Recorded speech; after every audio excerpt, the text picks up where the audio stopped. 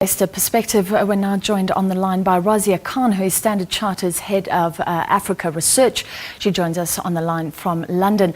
Razia, did this contraction surprise you, and do you believe we could be heading to a recession, albeit mild? Well, there were broad-based expectations that there would be a contraction in mining, a contraction in manufacturing. So, in fact, relative to our own forecasts, we had been expecting a contraction perhaps of 0.8% quarter on quarter. This actually slightly beat those expectations. Razia, this has been blamed on the strike. Is that a deterrent? Are investors watching the strike that continues very closely? And should we care?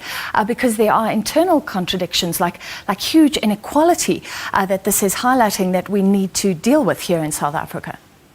It is a huge concern, and to go back to the question of, is another contraction possible in Q2? At this point, it's very difficult to rule out completely. Now, part of the reason why we saw this weakness in the first quarter was, of course, the high base. We had seen reasonably strong growth in the fourth quarter of last year, and much of that was undone because of what was going on in mining and the extent, the severity of the contraction in mining. What sort of a message does this send to investors? It's really the length of time that this strike has gone on without any seeming resolution that sends a very negative message to potential investors.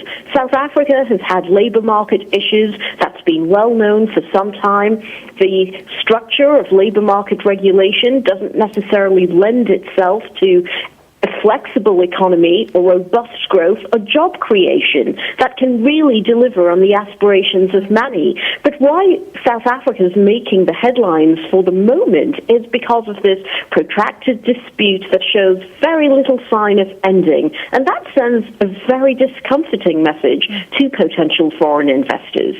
Razia, is there an understanding, though, that some of the businesses that are talking about reorientating overseas and not doing business here, maybe the very mines that have been involved in quite a difficult history that has led to where we are right now?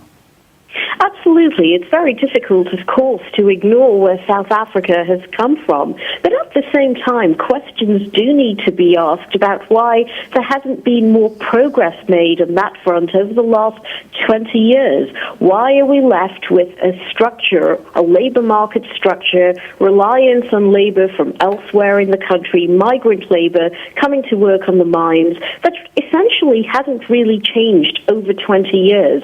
And is there some way of introducing more positive momentum into the process, something that delivers in a much better way on the aspirations of labour, but also the possibilities for business that doesn't discourage that new investment in South Africa? Now, of course, there is no getting away from the fact that South Africa is the dominant platinum producer in the world. Given the size and scale of its reserves, that's not going to change. That's why it's all the more tragic to see the situation that has dragged down growth, that doesn't hold much promise for the performance of the rest of the economy until we see some sort of resolution. All right, unfortunately, we have to leave it there. That was Standard Chartered's head of Africa research, Razia Khan, on the line from London. Well, let's take a look at what you've been saying on social media. A lot of reaction to this surprise contraction in the first quarter of the year. Tsidi Nwako has his job cut out for him as his sector is partly responsible for the low GDP number, sleepless nights. Daniel Silk, quite a prolific commentator, dismal SA GDP figures should be a wake-up call that the economic policy paralysis of the last 5 years cannot continue into the future. Linda, South Africa's shrinking GDP requires a new commitment by government, business and labour to find common ground and understanding.